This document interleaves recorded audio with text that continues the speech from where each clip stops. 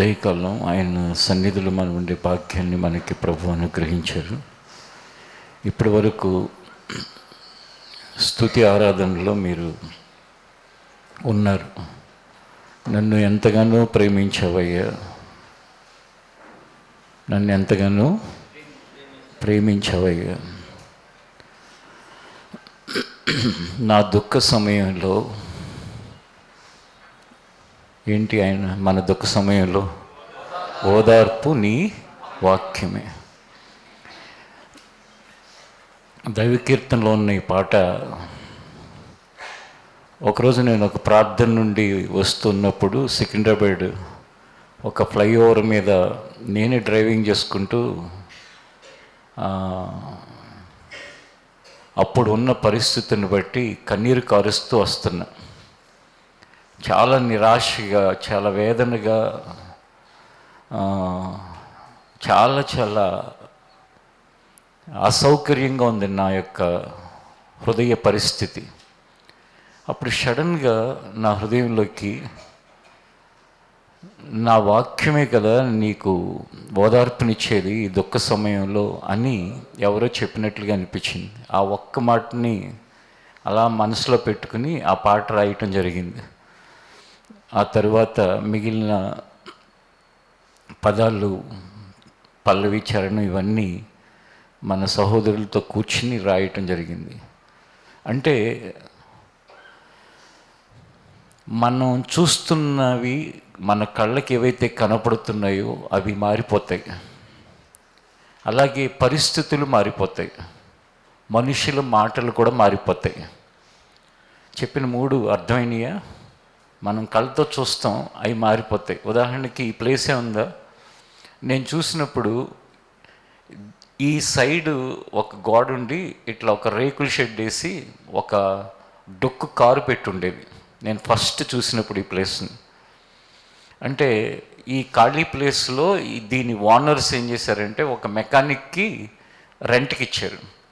మొత్తం అంతా పాడుబడిపోయి, ఈ పాడుబడిపోయిన చోట ఏ విధమైన వాతావరణం ఉంటుందో, చెట్లు అన్నీ ఆకులు, అసలు ఇటు లోపలికి రావాలంటే భయం వేసే వాతావరణం ఉందన్నమాట ఈ ప్లేస్ మొత్తం. ఎప్పుడు ఇది 2021 ఆ టైంలో దానికి ఒక తాళం వేసేస్తుంది.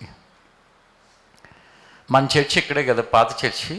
ఇట్లా వచ్చి నేను చూసి ఆఫీస్కి వెళ్ళిపోయి ఆఫీసులో అబ్బాయితో చెప్పాను, ఏమనంటే ఒకసారి తాళం వేస్తుంది, అది పాడుబడిపోయింది, అసలు అక్కడ ఎవ్వరూ ఉండట్లేదు, ఒకసారి గోడ దూకి అక్కడ ఏమైనా నెంబర్ ఉందేమో చూడు అని. చిన్న గోడ అనమాట, చిన్న ఒక దాన్ని ఏమంటారు గేటు, చిన్న గేట్ అంటే హైట్ తక్కువ. ఆ అబ్బాయి గోడ దూకి ఆ గోడ మీద ఒక ఫోన్ నెంబర్ వేస్తుంది. ఆ నెంబర్ తెచ్చాడు మన పాలు బ్రదర్. తెస్తే ఆ నెంబర్కి నేనే ఫోన్ చేశాను. చేసి ఇది ఈ ల్యాండ్ అమ్ముతానన్నారంట, దీన్ని ఎవరండి మీరంటే, నేను రెంట్కున్న మెకానిక్ని, ఓనర్ గారు నెంబర్ ఇస్తాను అని చెప్పేసి అతను ఓనర్ నెంబర్ ఇచ్చారు. అంటే వాస్తవంగా అప్పుడు చర్చ్ కోసం కాదు, మన మినిస్ట్రీలో ఉన్న ఒక సహోదరుడు దాన్ని కొంటున్న సందర్భంలో చేసిన ఎంక్వైరీ అనమాట. అంటే అప్పుడు నేను చూసింది ఇప్పుడు ఉందా, ఎప్పుడన్నా ఇటు వచ్చినప్పుడు అరే ఇంతవరకు అది ఉండేది కదా అని గుర్తొస్తూ ఉంటుంది. కళ్ళతో చూసిన ఏమైంది, మారిపోయింది. అలాగే పరిస్థితులు ఉంటాయి. మనం ఒకసారి వెందిరిగా ఆలోచించుకుంటే మన పరిస్థితులు, అప్పుడున్న పరిస్థితులు ఇప్పుడు ఉన్నాయా? లేవు, మారినాయి. మనుషుల మాటలు ఉన్నాయా? ఎవరో ఒకళ్ళిద్దరే ఉన్నా ఎక్కువ మంది మారిపోయినా. మనుషుల మాటలే ఉంది, ప్రమాణాలే మారిపోతున్నాయి. పెళ్ళినాటి ప్రమాణాలు మారిపోతున్నాయి, సేవా ప్రమాణాలు మారిపోతున్నాయి, ఎన్నో మారిపోతున్నాయి. కానీ దేవుని వాక్యము మారదు. హల్లెలూయా. ఒకసారి మీరు ఆదికాండం బైబిల్లో నుంచి, పరిశుద్ధ గ్రంథమైన బైబిల్లో నుండి ఆదికాండం 15వ అధ్యాయం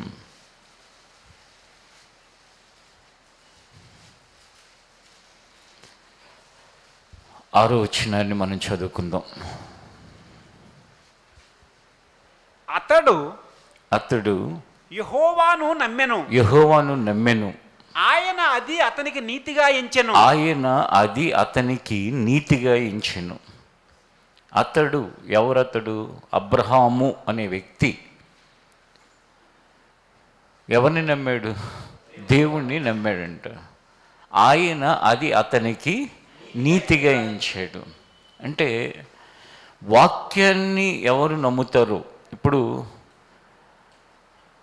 నా దుఃఖ సమయంలో ఓదార్పుని వాక్యమే అని ఆరాధించిన మనం, నా యొక్క పరిస్థితులన్నిటిలో నా ఆరాధన, నా యొక్క ధ్యానం అంతా నువ్వు అంటున్నావు. అంటే దేవుణ్ణి ఒక రూపం చేశారు కొంతమంది, అప్పుడు మన ఫోటోల్లో వాటిలో కనపడుతూ ఉంటాయి.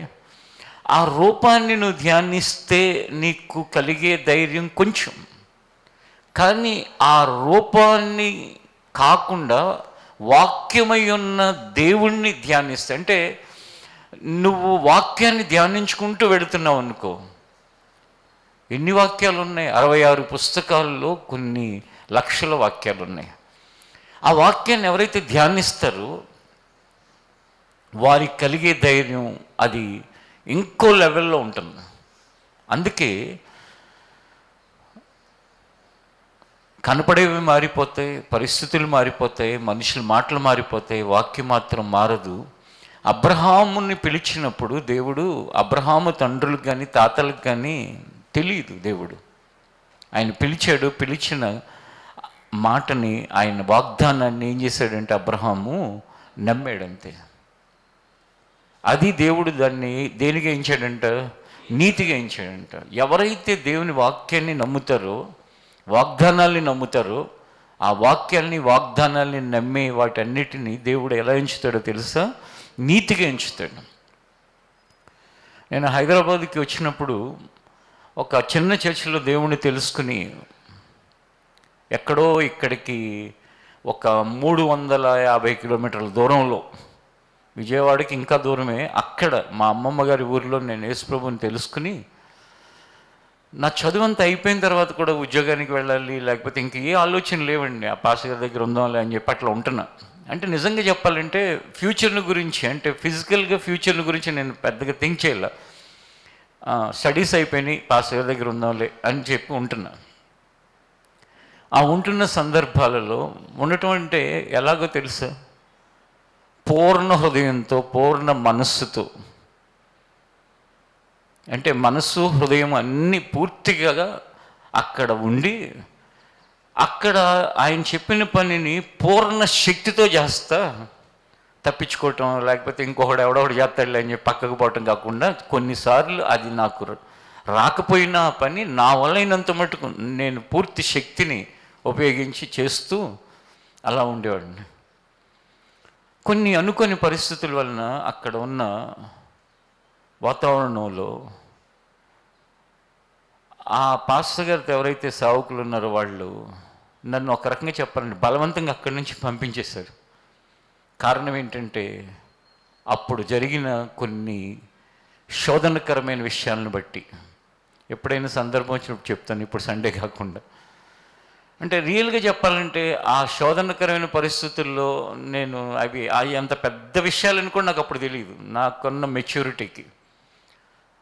ఎవరో ఏదో అనుకుంటే మనకెందుకు అనుకుంటున్న పరిస్థితులు. కానీ వాళ్ళు ఇంత దేవుని పట్ల నిబద్ధత ఉన్న వ్యక్తి ఇక్కడ ఉండకూడదు, ఇప్పుడు పరిస్థితులు ఇక్కడ ఉండకూడదు అని చెప్పేసి నువ్వు వెళ్ళిపో, హైదరాబాద్ వెళ్ళిపో అని చెప్పేసి పంపించేశారు. ఇంకొచ్చిన తర్వాత బాధ చూడాలి. కారణం ఏంటంటే నాకు దగ్గరలో ఉన్న కొన్ని చర్చెస్కి వెళితే వాళ్ళ మాటలు, అక్కడ పనులు, అక్కడ వ్యవహారాలు, నేను నా టీనేజ్ నుండి విన్న వాక్యాలకి, నేను ప్రవర్తించిన అంటే చర్చిలో ఉన్న పద్ధతులకి అన్నిటికీ పూర్తి వేరుగా ఉండేదన్నమాట. 1, 2, 3 ఒక ఆయన దగ్గరికి వెళ్తే మూడో నెంబర్లో, అప్పుడు నా ఏజ్ 20 years, ఇంక ఇల్లు ఇలా పరిచయం అయిందో లేదో పెళ్లి చేసేసుకో అంటున్నాడు. అంటే ఆయన ఎవరో పెళ్లి చేయాల్సిన బాధ్యత ఉన్నట్టుంది, ఇక నేను దొరికాను. ఇదేంట్రా బాబు, చర్చికి వెళ్తే కొంచెం పరిచయంగానే పెళ్లి చేసుకుంటాడేంటి, అసలు ఏం మాట్లాడుతున్నాడు అని చెప్పేసి. అంటే వాళ్ళ స్వప్రయోజనాల కోసం, వాళ్ళ స్వార్థం కోసం ఎవడు దొరుకుతాడా అని చూసేవాళ్ళు అప్పుడు ఉన్నారు, ఇప్పుడు ఉన్నారు, ఉంటూనే ఉంటారు. నేను అన్నాను, అప్పటికి అన్నాను ఆయన, అదేంటన్నా పెళ్ళంటే ఏంటన్నా అంటే, లేదు చిన్న వయసులో పెళ్లి చేసుకుని మంచిదంట. అంటే ఆయన అవసరం కోసం మనం చిన్న వయసులో చేసుకోవాలి, ఆయన అవసరం కోసం పెద్ద వయసులో చేసుకోవాలి, ఆయన అవసరం కోసం ఇంకేదో చేసుకోవాలి.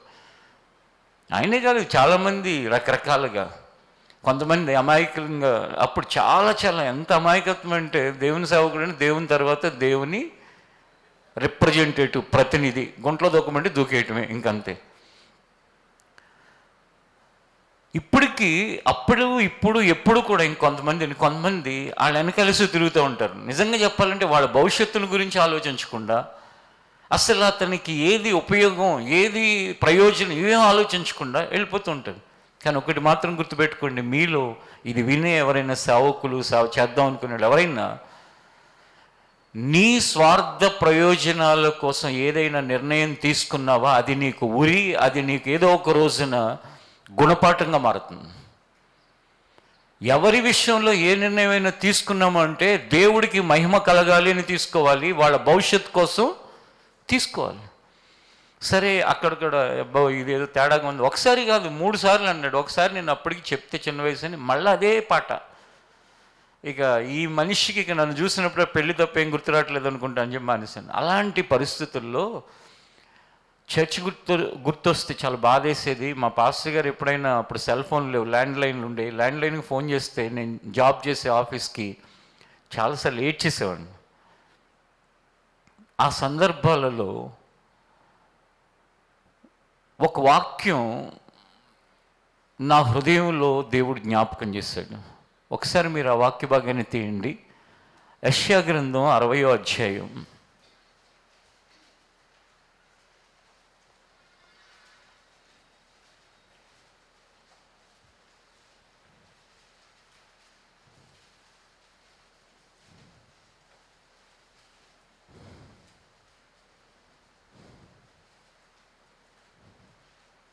ఇరవై 22వ వచనం.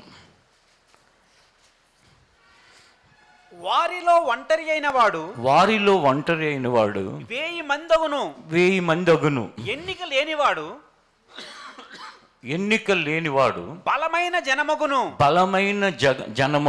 యెహోవానగు నేను తగిన కాలమున ఈ కార్యమును త్వరపెట్టుదును.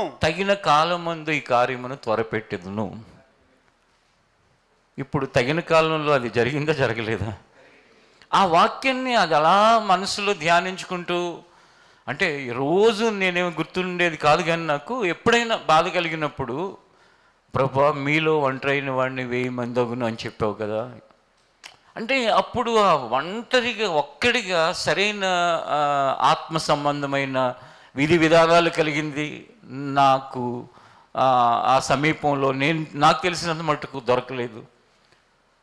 ఇక కొన్ని చూసి విసిగిపోయి, ఒకసారి అయితే చాలా పేరు ప్రఖ్యాతులు ఉన్న ఒక చోట వెళ్ళినప్పుడు, ఆ దినాల్లో ఆయన ఎక్కడో ఉండేవాళ్ళు, ఆ మీటింగ్ ఏదో పెడితే వెళ్ళినప్పుడు, అక్కడ వాళ్ళ పరిస్థితులు, వాళ్ళ మాటలు, వాళ్ళ ఫోకస్ ఇవన్నీ చూసినప్పుడు, ఇక ఈ భూమి మీద ఎక్కువ శాతం మంది ఫోకస్ అంతా పేరు ప్రఖ్యాతులు, డబ్బు, లేక వాళ్ళ కుటుంబాల యొక్క సౌఖ్యం, ఈ తప్ప ఇంకోటి లేదా అని విసిగిపోతున్న పరిస్థితుల్లో ఈ వాక్యం దేవుడు గుర్తు చేస్తే, ఆ వాక్యం సంవత్సరాలు జరుగుతుంది. మీలో ఒంటరి అయిన వాడు, ఆ వాక్యమేనా అది, లేకపోతే ఎవరన్నా మాట? అప్పుడు నేను చూసినవి లేవు, అప్పుడు ఉన్న పరిస్థితులు లేవు, అప్పుడు చెప్పిన మనుషుల మాటలు లేవు. అప్పుడు ఎన్నో చెప్పిన వాళ్ళు ఆ తర్వాత కాలంలో వాళ్ళ మాటలు మారిపోయినాయి. వాక్యాలు చెప్పేవాళ్ళు ఉన్నారు, అందులో చర్చికి వెళ్ళేవాళ్ళు ఉన్నారు, వాళ్ళ మాటలన్నీ మారిపోయినాయి. ఎందుకంటే వాళ్ళకు అనుకూలంగా లేని రోజున, ఇప్పుడు ఎవరైనా సరే పరిచర్యకు వచ్చి ఎవరైనా, నాకు నా మాటకు అనుకూలంగా ఉండక్కర్లేదు, దేవుని మాటకు అనుకూలంగా ఉండటం ముఖ్యమైన విషయం. కానీ నేను ప్రకటించే దేవుని మాట తప్ప నేను వాక్యానికి విరుద్ధంగానో నా స్వార్థ ప్రయోజనాలకు నేను ఎవరికి ఎప్పుడు ఏం చెప్పబోను కూడా. నేను ఏదైనా ఎవరికైనా చెప్తున్నప్పుడు 1కి 10 సార్లు ఆలోచిస్తాను. దీన్ని వెనక నాకు తెలియకుండానే, నాకు గ్రహింపు లేకుండానే ఏమైనా దేవుని యొక్క మహిమ కాకుండా వేరేది ఏదైనా ఉందా అని. చూడండి, అన్నీ మారినాయి కానీ వాక్యం మారిందా? మారలేదు. దాని కాలంలో అది నెరవేరింది, నెరవేరుతూనే ఉంటుంది. నేను ఇప్పుడు చెప్పాలనుకుంటున్న విషయం ఏంటో తెలుసా? మీ విషయాల్లో కూడా ఈ మాట నెరవేరునుగాక. ఆయా స్థలాల్లో, ఆయా ప్రాంతాలలో. ఇప్పుడు ఎందుకు చూడగానే ఇక్కడ తమ్ముడు కనపడ్డాడు. హైదరాబాద్లో ఉండేవాడు అంతవరకు, ఇప్పుడు వైజాగ్లో ఉంటున్నాడు. తను ఇక్కడ మారు మనసు పొంది రక్షించబడి ఆత్మీయ దాహం తీరక ఉపవాస ప్రార్థనలు, నేను ఉపవాస ప్రార్థనగా ఇలా ఉపవాస ప్రార్థనలకి మే 1 జనవరి 26 ఇలా వైజాగ్ నుంచి ఫ్యామిలీతో, భార్య, కుమార్తె వాళ్ళందరూ కలిసి వచ్చి ఉపవాస ప్రార్థనకి, దాని ముందు సాటర్డే సండే చూసుకుని వెళ్ళిపోతూ ఉంటారు.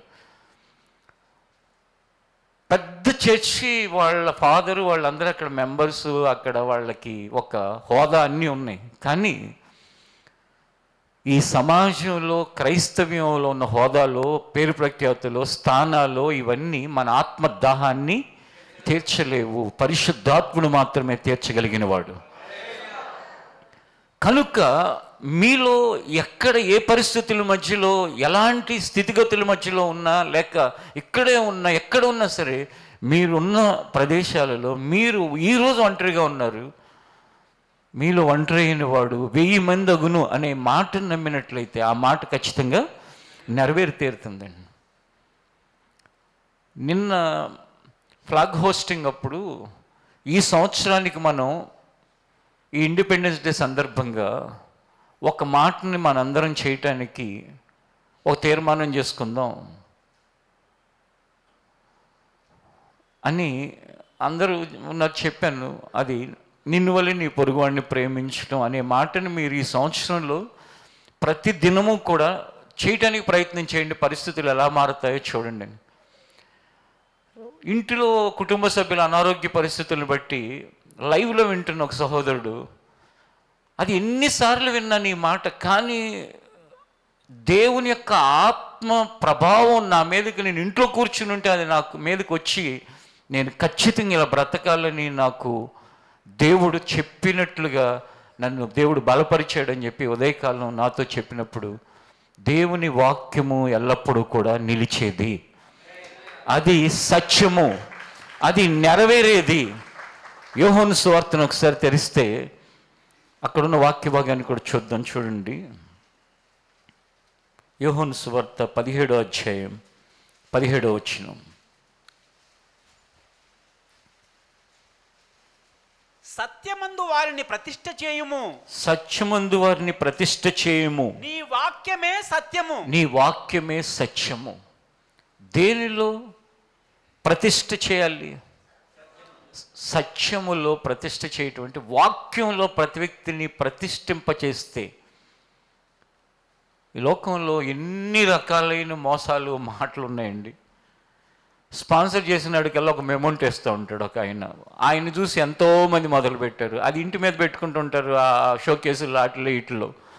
ఏంటంటే అది చూసినప్పుడు నేను డబ్బులు ఇచ్చాను అని నీకు గర్వం పెరగటానికి, నీలో నీకు తెలియని హెచ్చింపు రావటానికి. ఎక్కడన్నా ఉందా? ఎవరినైనా ఆ కాళ్ళ దగ్గర పడేసి పండురాబాయ్ అని అన్నాడు పేతురు. ఏంటి, మామూలు కానుకలు కాదు, వాళ్ళ చరాస్తులన్నీ అమ్మేసి పేతురు ఆది సంఘంలో ఎక్కడ పెట్టారు? వచ్చి పేతురు పాదాల దగ్గర పెట్టిపోయారు. ఇప్పుడు వీళ్ళు ఎవరైతే కొంచెం ఆర్థికంగా ఇదిగా ఉన్నారో వాళ్ళని నెత్తి మీద పెట్టుకుని వాళ్ళని వాక్యం కోసం, వాక్యం మీద కాదు వాళ్ళని కడుతుంది, వాక్యం అనే దాని మీద కాదు వాళ్ళని ప్రతిష్ఠిస్తుంది, గొప్పల మీద, ఘనతల మీద. ఎవరు అంటున్నారు ఆ మధ్య ఫ్యాషన్లు, లేకపోతే ఎలా గొప్ప గొప్ప వస్తువులు ఫ్యాన్సీగా ఉండాలంటే ఆ పాస్టర్ని, వాళ్ళ భార్యల పిల్లల్ని చూస్తే తెలుస్తుంది అని. అంటే మనుష్యులని దేవుని వాక్యం మీద కాకుండా ఘనతల మీద, గొప్పతనాల మీద, ఆధిక్యతల మీద ఏమన్నంటే మన దేవుడు ఎవరు? రాజు. ఇలాంటివి అనుకూలంగా, వాక్యాలు అనుకూలంగా మార్చేసుకుని, మంచిగా ఉండకూడదని నా అభిప్రాయం కాదు, కానీ మనుషుల్ని సత్యం మీద నువ్వు ప్రతిష్ఠ చేస్తుంది పేరు ప్రఖ్యాతుల కొరకు, ఘనతల కొరక, లేక ఆధిక్యతల కొరక, దేని కొరకు? అలాంటివి చూపించి నేను ఎన్నిసార్లు చేశాను తెలుసా స్పాన్సర్? కుడి చేత్తో చేసింది ఎడం చేత్తో తెలియొద్దని వాక్యం చెప్తుంటే వీళ్ళకి రోజు అది గుర్తు చేసి శాపగ్రస్తులుగా మార్చడం కాకపోతే దీవెనలకు నడిపించే పనులు అవన్నీ. ఎందుకు ఈ విషయాలు నేను చెప్పాల్సి వస్తుంది అంటే, వాక్యము అనే దాన్ని దాటేసి చాలామంది చాలా చాలా దూరం వెళ్ళిపోయారు. మళ్ళీ తిరిగి ఆ వాక్యం దగ్గరకు రావటానికి అసలు ఇక దాదాపు అసాధ్యమేమో అన్నట్లుగా వెళుతున్నారు. అదిగో ఆయన ఆ అయ్యగారు బర్త్డే ఇలా చేసుకున్నారు, మనం కూడా ఇలా చేసుకోవాలి. వాళ్ళ పిల్లలకి ఇలా చేశారు, ఇలా చేసుకోవాలి. వాళ్ళ డ్రెస్సులు ఇలా వేసుకుని మనం కూడా ఇలా వేసుకోవాలి. ఇవండి కావాల్సింది? ఇవా? దేని మీద నువ్వు కట్టబడుతున్నావు? దేని మీద ప్రతిష్ఠ చేయబడుతున్నావు? దేన్ని ఆధారం చేసుకుని బ్రతుకుతున్నావు? దేనిని? ఈ ఉదయకాలపు ఆరాధనలో నిన్ను దేవుడు ఉద్దేశించిన ఉద్దేశములు నెరవేర్చే విధంగా నీ జీవితం నడిపించబడాలి అంటే వాక్యమందు ప్రతిష్ఠ చేయబడాలి. యెషయా గ్రంథం 40వ అధ్యాయంలో కూడా ఉన్న వాక్య భాగాన్ని ఒకసారి తెరవండి.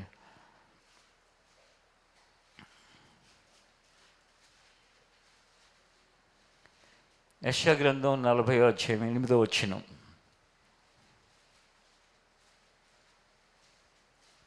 గడ్డి ఎండిపోవును, దాని పువ్వు వాడిపోవును.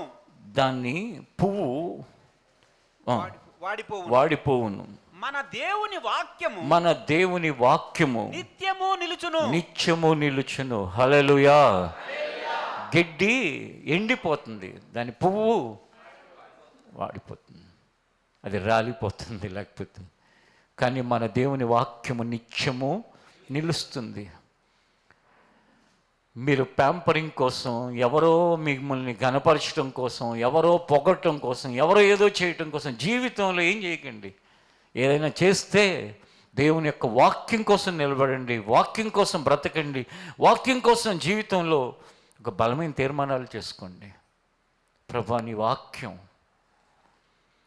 ఎప్పుడో 30 సంవత్సరాల క్రితం మీలో ఒంటరైన వాడు 1000 మంది అవుతాడు, ఎన్నికలేని వాడు బలమైన జన్మ అవుతాడనే వాక్యం, దాన్ని నమ్మితే ఆ వాక్యం నెరవేర్పు చూడండి. అబ్రహాము దేవుణ్ణి ఆ మాటని నమ్మాడు. ఆ మాట అంటే వాక్యం. ఏమని నమ్మాడు? ఆదికాండం 12వ అధ్యాయం 1వ వచనం దగ్గరికి ఒకసారి వచ్చినట్లయితే అబ్రహాము దేనిని నమ్మాడో మనకు అక్కడ స్పష్టంగా కనపడుతుంది. ఆదికాండం 12వ అధ్యాయం 1వ వచనం. యెహోవా నీవు లేచి నీ దేశము నుండి నీ బంధువుల యొద్ద నుండి నీ తండ్రి ఇంటి నుండి బయలుదేరి నేను నీకు చూపించు దేశమునకు వెళ్ళుము. నిన్ను గొప్ప జనముగా చేసి నిన్ను ఆశీర్వదించి నీ నామమును గొప్ప చేయుదును. నీవు ఆశీర్వాదముగా ఉందువు.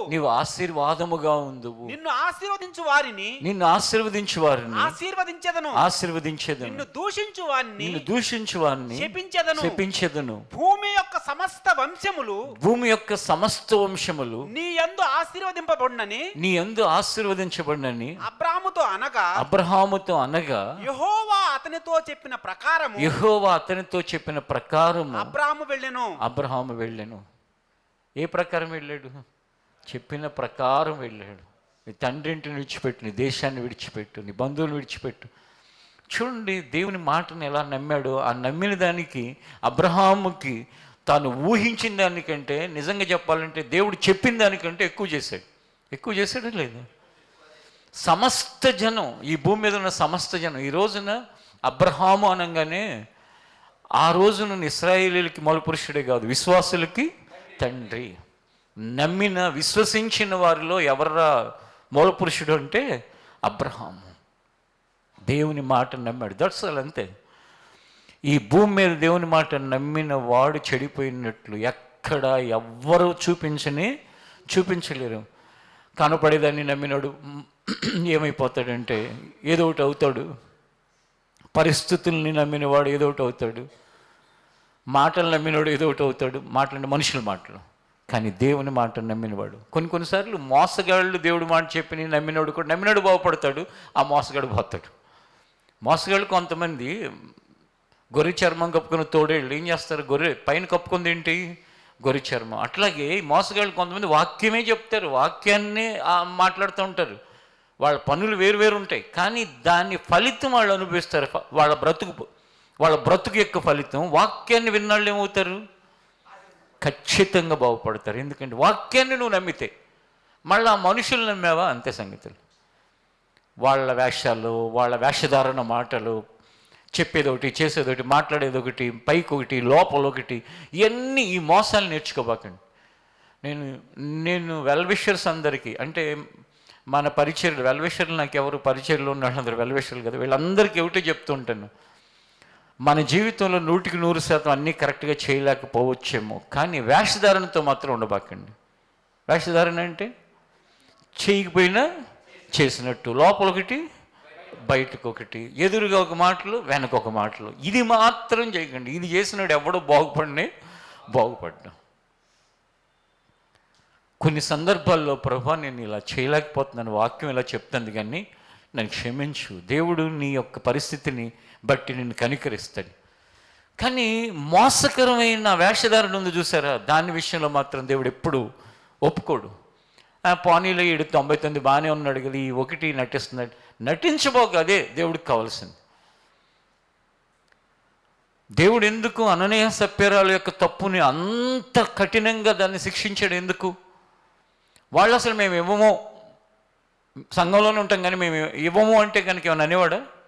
ఏమనేవాడు కదా. వాళ్ళు చేసిన తప్పు ఏంటంటే నటించటం. అందుకే మన జీవిత కాలం అంతా ఏ విషయంలో అయినప్పటికీ కూడా మనం ఫెయిర్గా ఉండటమే దేవుడికి చాలా సంతోషాన్ని కలిగించేది. దేవుని వాక్యాన్ని మనం నమ్మితే అది మనల్ని ఎంతో ప్రయోజనకరమైన వాళ్ళగా మన జీవితాలను చేస్తుంది.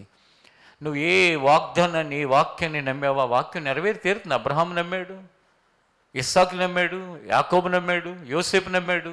వాళ్ళ జీవితాలు ఏ విధంగా మారే. రోమీయులకు రాసిన పత్రిక 10వ అధ్యాయంలో ఉన్న వాక్య భాగం దగ్గరికి వస్తే, 10 కాదు క్షమించాలి, 4వ అధ్యాయం, రోమీయులకు రాసిన పత్రిక 4వ అధ్యాయం 20-21 వచనాలను ఒకసారి చదువుకుందాం. అవిశ్వాసము వలన దేవుని వాగ్దానము గురించి సందేహింపక దేవుని మహిమపరచి ఆయన వాగ్దానము చేసిన దానిని నెరవేర్చుటకు సమర్థుడని రూఢిగా విశ్వసించి విశ్వాసము వలన బలము నొందెను. అందుచేత చూడండి ఒక్కసారి ఆ మాటని మరలా, అసలు ఎంత చక్కగా ఉంది ఆ మాట. అవిశ్వాసం వలన దేవుని వాగ్దానాన్ని గురించి సందేహించక, అంటే పరిస్థితులు, మన చుట్టూ ఉన్న వాతావరణం, ఇవన్నీ. అప్పుడు నేను ఒక్కడిగా ఉన్నప్పుడు అసలు విశ్వాసం ఎక్కడి నుంచి వస్తుందండి? ఒక్కడింటి 1000 మంది ఏంటి అసలు చెప్పండి. అంటే అసలు ఆ రోజు నా వాక్యం ఎందుకు గుర్తు చేశాడో కూడా నాకు తెలియదు. సేవ చేస్తాను తర్వాత ఇదంతా అసలు నాకు అప్పుడు తెలియదు. అంటే ఏమాత్రం కూడా 1% కూడా మనం విన్న వాక్యాన్ని, లేకపోతే మనం నమ్మిన వాక్యానికి ఆధారం లేకపోయినా మనం విశ్వాసం ఎలా వస్తుందంటే, దేవుడు చెప్పాడు ఇంకా నమ్ముతాను అంతే. That's all. ఎవరు చెప్పారు? దేవుడు చెప్పాడు ఇంకంతే. అది ఆధారం ఏం కనపడకపోయినా నేనేం చేస్తాను? నమ్ముతాను. అది మనందరికీ ఉండాల్సింది. మీ ఆర్థిక పరిస్థితులే కావచ్చు, మీ ఆరోగ్య పరిస్థితులే కావచ్చు, మీ ఆత్మ సంబంధమైన ఇబ్బందికరమైన వాతావరణమే కావచ్చు. ఏంటండి, కంచె చేను వేస్తే చేను ఏమవ్వాలి? ఇళ్లలో చిన్న వాళ్ళకి తెలియదేమో కంచె అంటే బౌండరీ. అంటే పంటకి ఏదైతే ఈ అడవి పందులు, రకరకాల పంటను పాడు చేసే ఇప్పుడు ఈ రోజుల్లో ఏనుగులు ఇవన్నీ రాకుండా కంచేస్తారు. కంచేస్తే ఫెన్సింగ్, ఆ ఫెన్సింగే పంటను పాడు చేసేసింది అనుకోండి, ఆ పంట ఏం చేయాలి? అలాగే ఈ దినాలలో ఎవరు మనకి ధైర్యము, దేవుని ప్రతినిధులుగా ఉండాల్సిన వాళ్ళే మనకి నష్టాన్ని కలిగిస్తే, ఎవరు మనకి దేవుని వాక్యాలను గుర్తుకు తెచ్చి ఓదార్చాలో వాళ్ళే ఇబ్బందికరంగా మారితే. ఎవరు ఈ నెల క్రితం ఒకళ్ళు అదే చెప్పారు. ఏమనంటే, ఇక్కడే ఆఫీసులో నన్ను కలిసి, అన్న అసలు మేము చర్చ మానేసి ఇంట్లో కూర్చున్నాం అన్న, ఎందుకంటే ఎవరైతే ఈ లోకంలో నమ్మదగిన వాళ్ళని అనుకుంటామో వాళ్ళే మోసం చేస్తే ఇంకేం చేయాలి మేము అంటే. ఒక ఆయన ఈ వాక్యాన్ని బోధించి సేవ చేసే ఆయన ప్లాట్లు ఇస్తానని చెప్పి అందరి దగ్గర డబ్బులు వసూలు చేశాడు. ఆ మధ్య కూడా ఒకసారి చెప్పాను నేను. ఇంకా ఎవరైతే ఈ భూమి మీద మాకు నమ్మకం అనుకుంటామో, ఎవరి దగ్గరికి వెళ్ళి మా కష్టాలు చెప్పుకోవాలనుకుంటామో, ఎవరు మమ్మల్ని ఓదారుస్తారనుకున్నామో వాళ్ళే మమ్మల్ని మోసం చేస్తే ఇంక మేము ఏం చేయాలి? ఇక ఇంట్లో కూర్చుంటే స్కూల్కి పిల్లలకి క్యారేజ్ ఇవ్వటానికి వెళితే ఎవరో ఈ చర్చిలో సహోదరి, మీరు చూసిన ఎన్నైనా చూసి ఉండొచ్చు, ఒక్కసారి చూడండి, మీకు నచ్చితే మీకు ఇష్టమైతే రండి అంద. అప్పటి నుంచి వస్తున్నాం. అంటే దేవుని యొక్క వాక్యాన్ని నమ్మితే మోసగాళ్ళు ఎందరైనా ఉండొచ్చు, ఆ మోసగాళ్ళ బారి నుండి తప్పించగలిగిన శక్తిమంతుడు, సమర్థుడు మన దేవుడు. ఈ భూమి మీద రకరకాలైన వాళ్ళు ఎక్కడైనా ఎలా అయినా ఉంటూనే ఉంటారు, ఇంకా వస్తారు, ఇంకా ఉంటారు. కానీ నువ్వు వాక్యాన్ని నమ్మితే ఏదో విధంగా నిన్ను ఏం చేస్తాడు? ఆ మోసంలోంచి, అక్రమాల్లో నుంచి నువ్వు ఎక్కడ ఉండాలో, నిన్ను ఏ విధంగా నడిపించాలో, నీకు ఎవరు ఒక మంచి కాపరిగా ఉండాలో అక్కడ తీసుకొస్తాడు, నడిపించగలిగిన వాడు ఆయన. అందుకే అవిశ్వాసం బట్టి ఏం చేయకూడదు? సందేహించకుండా, వాగ్దానాలని అవిశ్వాసాన్ని బట్టి సందేహించకుండా దేవుడు చెప్పాడు, నేను నమ్ముతాను, ఇంకంతే అన్నీ. మనం ఏ విషయాల్లో అయితే అనుకుంటామో, ఏ సంగతులను బట్టి అయితే ఆ వాక్యం మీద ఆధారపడతామో, ఆ సంగతులన్నిటిలో అద్భుతమైన విజయాన్ని నువ్వు పొందుతావు. కొన్నిసార్లు వైద్యులు చెప్తారు ఇంకా ఇంపాసిబుల్, కష్టం అని చెప్పేసి. కానీ ప్రతిరోజు ఆ ఒక్క మొక్క పట్టుకుని ఏమనంటే, ప్రభువా మనుషులకు అసాధ్యమే కానీ నీకు సమస్తం సాధ్యమే కదయ్యా. దేవా ఈ విషయంలో వాళ్ళు ఎత్తేసారు, చేతులు ఎత్తేసారు, ఇంకా వాళ్ళు నా వల్ల కాదంటున్నారు, ఇంకా నువ్వే నాకున్నావు, నువ్వే నా ఆధారం, నువ్వే నాకు సహాయం చేయి ప్రభువా, నేను నమ్ముతున్నానయ్యా. మనుషులు ఇంకో ప్రక్కన నువ్వెన్ని ప్రార్థన చేసిన ఉపయోగం లేదు, లేకపోతే నువ్వేం చేసినా కాదు, ఎన్నో చెప్తూ ఉంటారు ప్రతి విషయానికి. ఎక్కువ మంది ఏ ట్రాప్లో పడతారంటే, ఏ ట్రాప్లో పడతారు? మన పరిస్థితులు, మనుషులు చెప్పే మాటలు, ఈ ట్రాప్లోనే ఉంటాం మనం. లేకపోతే మన కళ్ళకి కనిపించి అంతే. కానీ మనం ఆరాధిస్తున్న ప్రభువు యొక్క మాట, భూమి గతించిపోవచ్చు, ఆకాశం గతించిపోవచ్చు, ఆయన మాట ఎన్నడూ తప్పిపోదు. అది ఆయన యొక్క మాట యొక్క ఆధిక్యత. కనుక మన ఆత్మీయ ప్రయాణంలో వాక్యం మీద మీరు ప్రతిష్ఠ చేయబడితే, ఆ వాక్యం ఏంటంటే సత్యము. ఇది యాకోబు రాసిన పత్రికలో వాక్యాన్ని నమ్ముతున్న మనం ఏం చేయాలో యాకోబు ద్వారా దేవుడు ఏం చెప్పించాడు ఒకసారి ఆ వాక్య భాగం దగ్గర కూడా రండి. బైబిల్ యొక్క చివరి దీనిలో ఉంటుంది. ఏమని ఉంటుందంటే, యాకోబు రాసిన పత్రిక 1వ అధ్యాయం 22వ వచనం.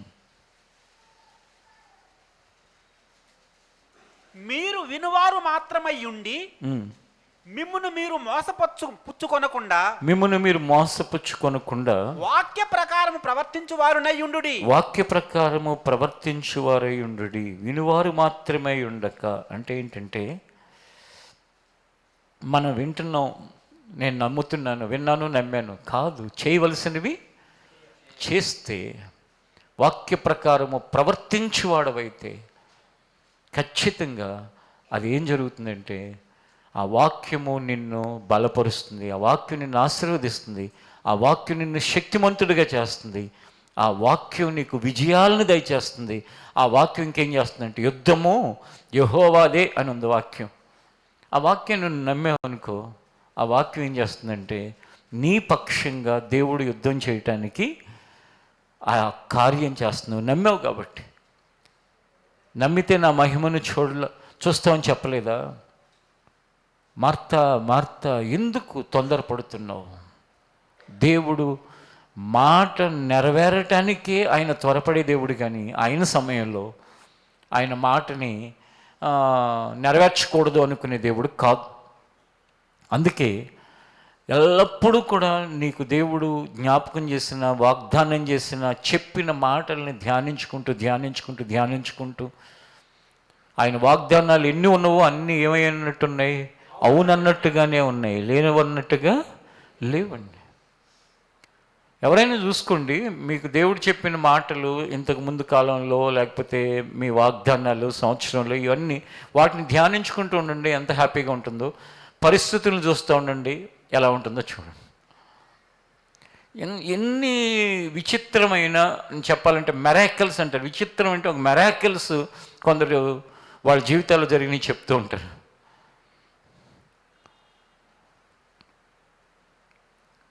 ఎవరో పిల్లలు లేక అప్పటికే 10 ఏళ్ళ నుంచి బాధపడుతుంటే, ఒక 31st ప్రేయర్ అయిపోయినాక వాళ్ళు వాగ్దానం తీసుకుంటే 2 పిల్లల నుండి నీకు సంతానాన్ని అభివృద్ధి చెందిస్తానని వచ్చిందంట. ఇదేంటి 2 ఉన్నారు అని అనుకుంటున్నారు, ఇంతలోనే వాళ్ళు కమలు పిల్లలు పెట్టారు. అంటే నువ్వు నమ్మి దేవుని యొక్క వాక్యాన్ని నీ జీవితంలో దాన్ని ధ్యానిస్తే ఆ వాక్యం ఏం చేస్తుంది? ఊహకు అందని అద్భుతాలని చేస్తుంది. కానీ మానవ జ్ఞానము, మానవ బలం, మానవ శక్తి ఎంతసేపు కూడా కనపడుతున్నవి పరిస్థితులు, మనుషుల మాటలు, వీటి చుట్టూనే తిరుగుతూ ఉంటుంది. నువ్వు వేస్ట్, నువ్వు పనికిరానోడివి, నువ్వు దేంట్లోనూ పాస్ అవ్వవు, నేను అవును. కానీ మీలో ఎవరికైనా జ్ఞానం కొద్దుగా ఉంటే వాడు నన్ను అడగవలెను అని చెప్పిన దేవుని మాట వీళ్ళందరూ చెప్పేది కాదు. దేవుడు నిజంగానే ఈ పరిస్థితులలో వాళ్ళు అన్నది నిజమే. వాళ్ళేమి ఊరినే అనలేదు, నా మీద కోపంతో అనలేదు, పరిస్థితులను బట్టి అన్నారు. కానీ దేవుడు మాట పరిస్థితుల కంటే పైన ఉంది దేవుని మాట. హల్లెలూయా. ఈ భూమి మీద ఉన్న సమస్త విషయాల కంటే పైన దేవుని యొక్క మాట ఉంటుంది. అప్పుడప్పుడు కొందరు చెప్పిన మాటలు ఏంటన్నా, అదే ఫైనల్ ఏం కాదులే, దేవుడు కూడా ఉన్నాడు. మనుషుల మాటే ఫైనల్ కాదు. మనుషుల మాట కొంతవరకు, కానీ దానికంటే పైనుండి దాన్ని ఎస్ ఆర్ నో అనటం, ఆయన మాట ఇంకొకటి ఉంటుంది. ఎప్పుడైతే దీన్ని మన జీవితంలో లోతుగా అర్థం చేసుకుని ముందుకు వెళతాము, విశ్వాసము ద్వారా మనం ఏది పొందాలో దేవుని వల్ల అవన్నీ పొందుతాం. కనుక ఈ ఉదయకాలం దీన్ని వినే ప్రతి ఒక్కరు కూడా, ప్రభువా నేను నీ మాటను నమ్మి సాగిపోయి ఆ స్వభావాన్ని నాకు దయచేయి. ఇంతకాలం నీ మాటని నమ్మాను, మనుషుల మాటలు కూడా నమ్మాను, నీ మాటని నమ్మాను, పరిస్థితులను బట్టి కూడా నేను ఆలోచించాను, నీ మాటని నమ్మాను, నా కళ్ళకు కనపడుతుందాన్ని బట్టి కూడా నేను ప్రవర్తించాను. అవన్నీ నాకు వద్దు, కానీ నీ మాటను నమ్మి నేను సాగిపోవటానికి సహాయం చేయి. నేను ఈవినింగ్ ఒక అంకుల్ వచ్చారు నాతో మాట్లాడటాను, నైట్ 8 o'clockకి. చింతల్లో చర్చ్ పరిస్థితి ఏంటి, లేకపోతే ఇక్కడ పార్కింగ్, ఏవో చాలా అవసరతలు, వాటి అన్నిటి గురించి ఆయన మాట్లాడుతుంటే నేను అన్నాను, ఒక్కటే అన్నాను, ఇప్పటి వరకు ఎవరు తీసుకొచ్చారు? ఎవరన్నా పట్టుకుని తీసుకొచ్చారా? దేవుడే తీసుకొచ్చాడు. వాటి గురించి ఆలోచిస్తా రోజు అనవసరమైన వరి అయ్యేదానికంటే ఇక ముందు ఆయనే నడిపిస్తాడు, ఆయనే చూసుకుంటాడు. No worries. Hallelujah. No worries అంటే ఏంటంటే, చింతించి ఏం చేస్తాం చెప్పండి? చింతించి నీ ఎత్తుమోరెడు ఎక్కువ చేసుకుంటావా? నీ వెంట్రుకను ఒకటి తెలుపుగా కానీ నలుపుగా కానీ చేయగలవా? చేయలేవు. ఇప్పటి వరకు ఆయన నడిపించిన వాడు నడిపిస్తాడు. నీ జీవితంలో ఉన్న ప్రతి పరిస్థితికి కూడా దేవుని మాటను నమ్మి వెళ్ళిపో, సాగిపో. అది నిన్ను నీ జీవితంలో ఏ పరిస్థితిని ఏ పరిస్థితుల్లోకి మార్చాలో, ఎక్కడి నుంచి ఎక్కడికి తీసుకువెళ్ళాలో, ఏది నీకు అవసరమో, ఏ పరిస్థితులలో నీకు మార్పు కావాలో, మేలు జరగాలో, అవన్నీ ఆయన చూసుకుని నీ జీవితాన్ని చక్కగా ముందుకు నడిపిస్తాడు. మనందరం దేవుని వాక్యం మీద ప్రతిష్ఠ చేయబడే ప్రజలుగా ఆయన మనల్ని సిద్ధపరచునుగాక. మనుషుల మాటలు కాదు, పరిస్థితులు కాదు, కళ్ళకి కనిపించేవి కాదు, ఏ రూపాలు కాదు, దేవుని మాట మీద మనం నిలబడదాం. అట్టి భాగ్యాన్ని ప్రభు దయచేయునుగాక. ఆమేన్. ప్రార్థన చేసుకుందాం. లేచి నిలబడండి.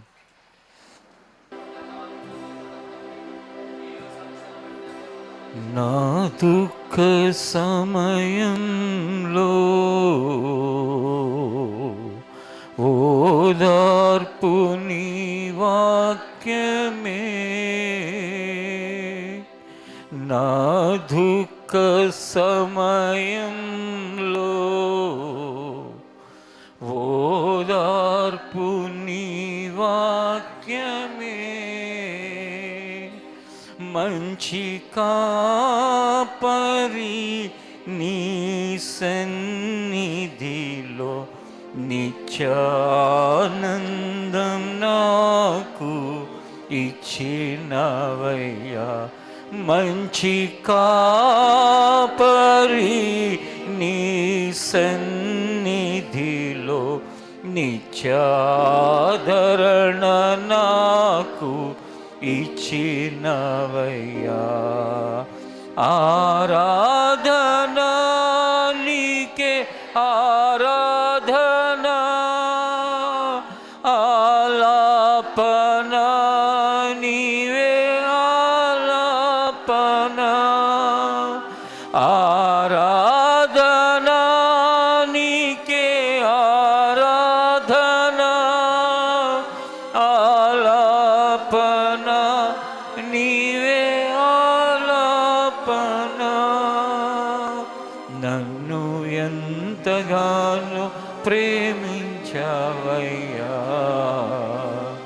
నన్ను చేపట్టి నడిపించావయ్యా, నన్ను ఎంతగానో ప్రేమించావయ్యా, నన్ను చేపట్టి నడిపించావయ్యా,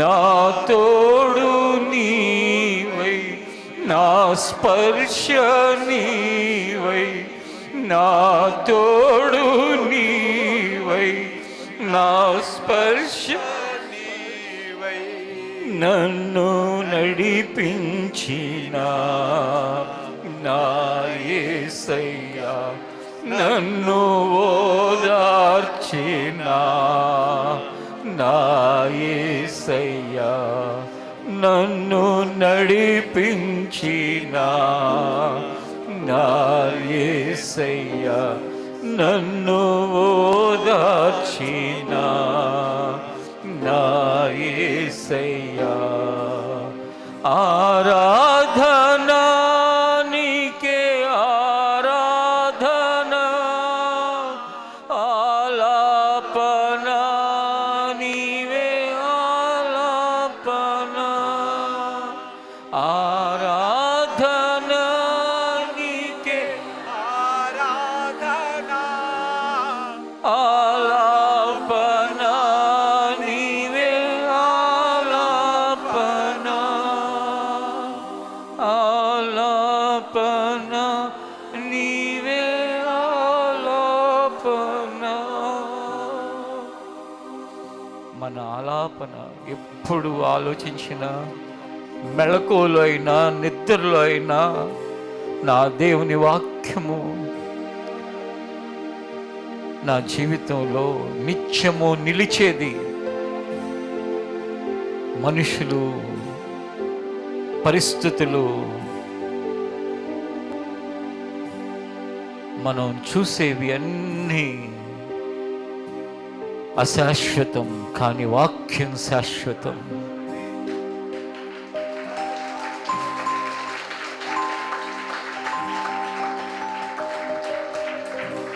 ఆమేన్.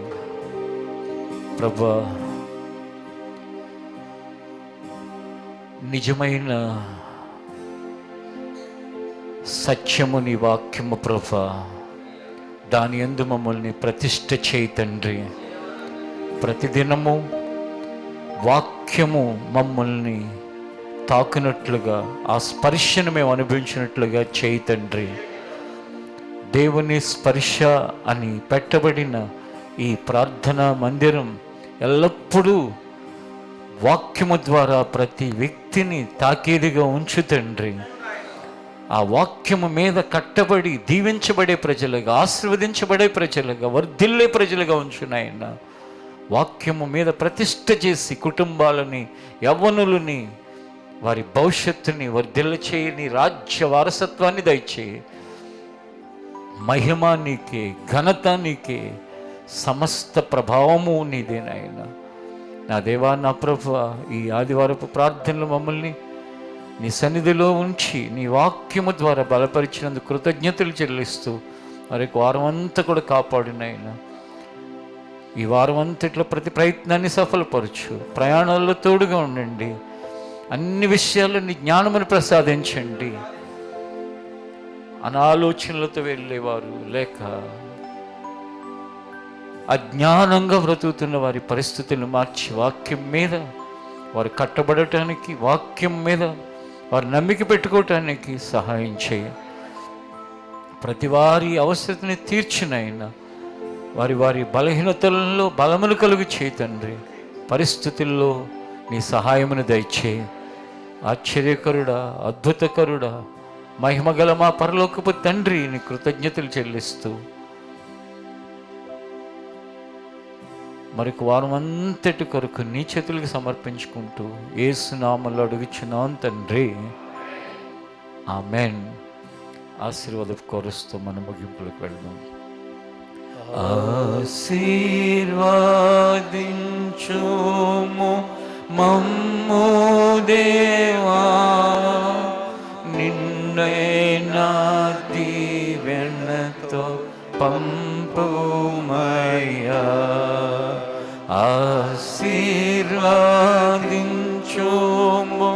మమ్ము దేవా, నిన్నైనా దీవెనతో పంపుమయ్యా.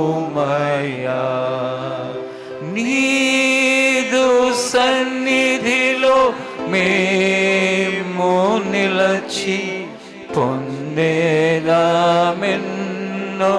మేలులను.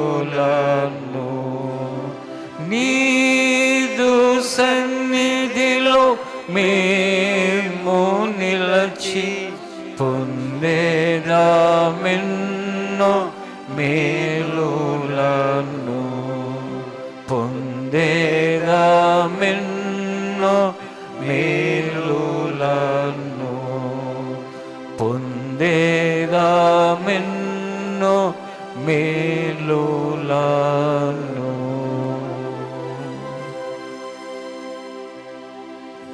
తండ్రి అయిన దేవుని ప్రేమ, కుమారుడు రక్షకుడు అయిన యేసుక్రీస్తు కృప, పరిశుద్ధాత్మ దేవుని ఆదరణ, సహవాసము ఇక్కడున్న మనకు సకల పరిశుద్ధులకు అనుగ్రహించునుగాక.